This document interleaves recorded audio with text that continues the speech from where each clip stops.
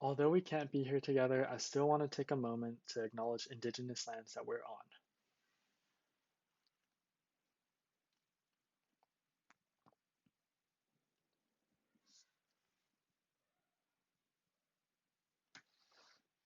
Acknowledgement is powerful. However, when was the last time you did more than take 10 seconds to acknowledge the past? When was the last time you truly listened to an Indigenous story to understand their current tribulations? Today, I want to take you one step beyond acknowledgement. During time spent this summer with the California Air Resources Board Environmental Justice Unit, I learned about the power of Indigenous storytelling. Over the course of my presentation, I will introduce you to two overarching trends in Indigenous storytelling with real-life case studies, show you why it is so fundamental to environmental justice, and share my findings on Indigenous storytelling. Throughout the presentation, I implore you to constantly reflect on how you can act upon this knowledge. As with any story, let's start at the beginning. The first and oldest trend of storytelling is traditional. Predating even written word, Indigenous people passed down stories through folk tales, songs, chants, and ceremonies. Indigenous people live in harmony with the earth, which they consider sacred. As Harrison Harper put it, tribal communities live in an ethno-habitat. That is, they feel a stronger physical, emotional, and spiritual connection to the earth, more than anyone else. Isiki and Wilson explained that there are three levels of storytelling. One, sacred storytelling, which are specific in form, content, and structure. Two, mythical stories that teach morals and lessons. And three, personal stories, often taught by elders in teaching and counseling. Oral storytelling shares several commonalities across tribes, which has given the rise to the use of Indigenous storytelling as a distinct term.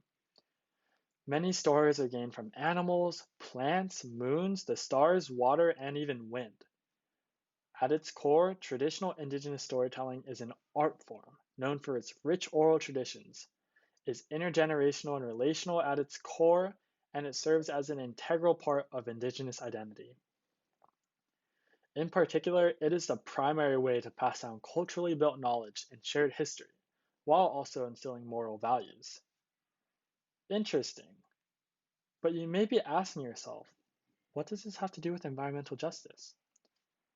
Since the late 1400s, Indigenous have been stripped of their cultural, spiritual, and environmental rights, forced off their land, and exploited for natural resources. For Indigenous people, their sacred lands is the only place they can practice their religion. So, what are the greater implications of building dams, railroads, and pipelines through their lands? Essentially, Indigenous lose their ability to transfer their history, culture, and traditions. Their way of life is poisoned by pollution and lives and dies with their land. Environmental justice embraces the principle that all people have a right to equitable environmental conditions.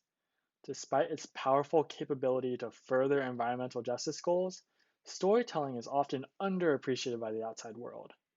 Though I frame my arguments in an environmental justice context, it is important to know that because of Indigenous' unique connection to the earth, Native political and social rights and environmental justice are one and the same for Indigenous people.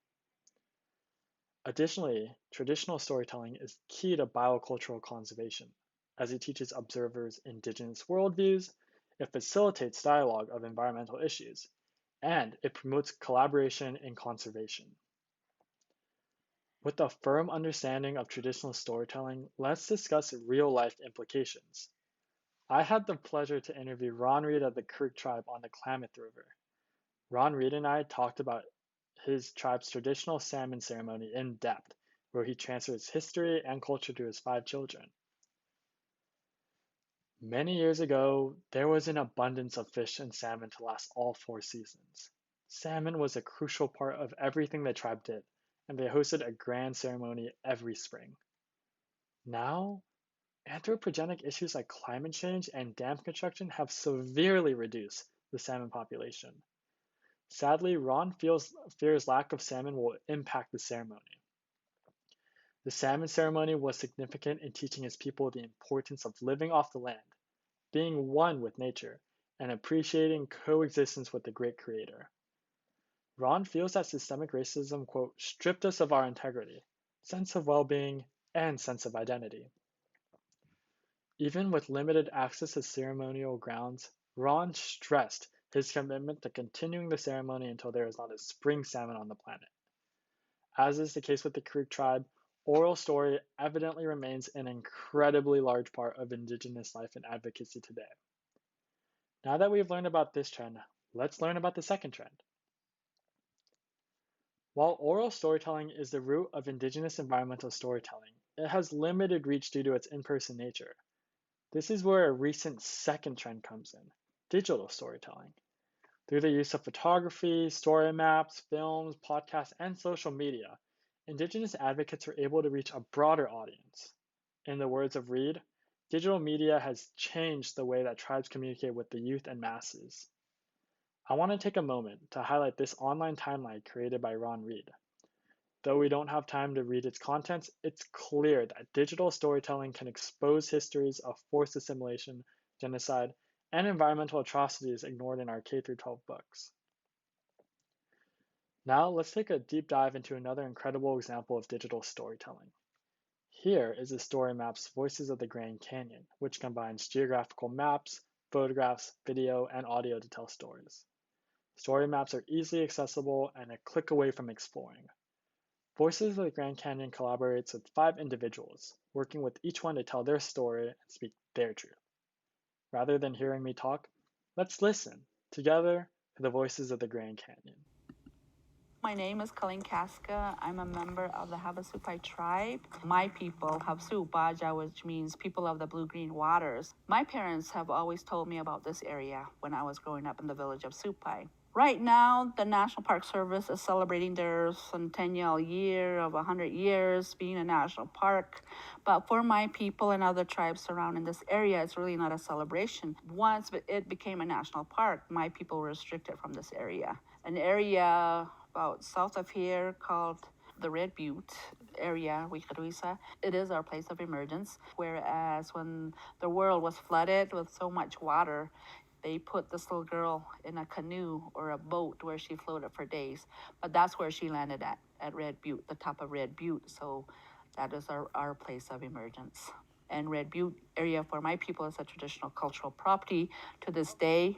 Anybody, any president, whoever is in charge can easily change that with a stroke of a pen. As we see, the Grand Canyon is much more than a tourist destination. It is a place of origin and identity, one which the government kicked Native people away from. Perhaps I can't speak for everyone, but this caused me to look at the Grand Canyon in a whole new light. With accessible online story maps, Indigenous environmental justice advocates now have a permanent, easy to spread documentation method by which to raise their voices. Digital means provide opportunities for Indigenous communities to control the way they are perceived and express their connections to a broader audience. Hence, visual storytelling can become a powerful tool for elucidating deep cultural dimensions and lived experiences. In my research, I came across 4 conclusions. Despite my initial prediction of a complete trend shift from traditional to digital, oral storytelling remains alive and vital to Indigenous activism today.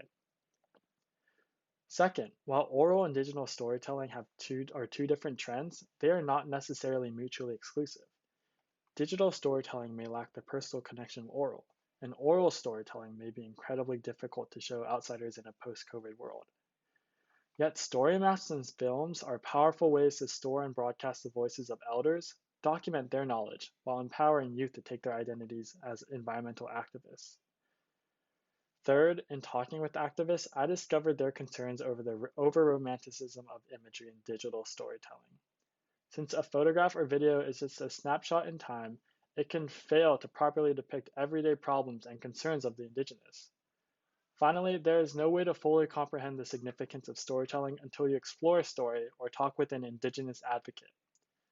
Even after hours of academic research, I found that I was most personally touched watching Indigenous video recordings, observing story maps, and talking with advocates. Overall, both styles of storytelling remain essential and should be used together to challenge the framing of dominant cultures. Right now, the direction of storytelling is at its critical point. With the rise of digital media, I believe the future of storytelling to be at the intersection and collaboration of these two trends. In conclusion, I hope I motivated you to look into additional Indigenous stories and take agency in the fight for Indigenous environmental equity. In case this presentation piqued your interest, I created a reference sheet with different stories you can observe and learn from. Thank you so much, and I'm excited to read all your questions.